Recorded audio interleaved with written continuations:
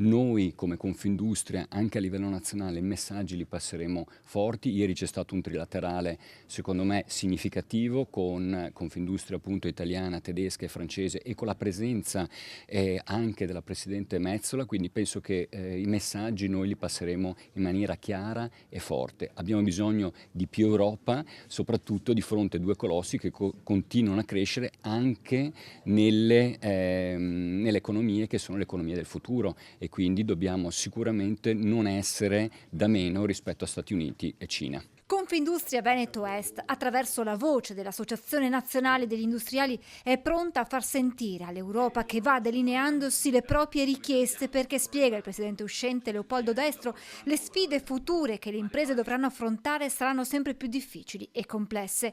E guardando alla realtà italiana, naturalmente, arriva un messaggio anche al governo.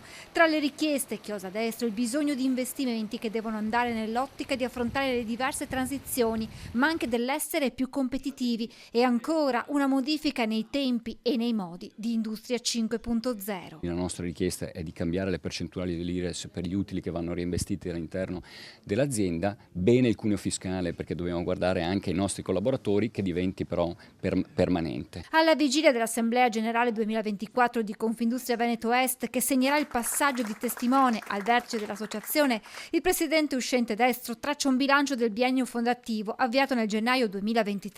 Oggi Confindustria Veneto Est rappresenta la seconda territoriale del sistema, con 5.062 imprese associate che danno lavoro a 276.000 collaboratori. Un bilancio importante, siamo diventati un'associazione che guardava alle province, a una provincia, e ci siamo diventati invece una struttura sovraprovinciale, quindi abbiamo messo due associazioni insieme con quattro province, con l'idea di sapere fino in fondo che stando insieme e rafforzandoci siamo più forti in termini di servizi a livello di associati e più forti a livello di rappresentanza. Il Covid, l'inflazione, i conflitti bellici hanno fatto da scenario alle nuove sfide che le imprese si sono trovate ad affrontare, dall'accelerazione tecnologica alle transizioni.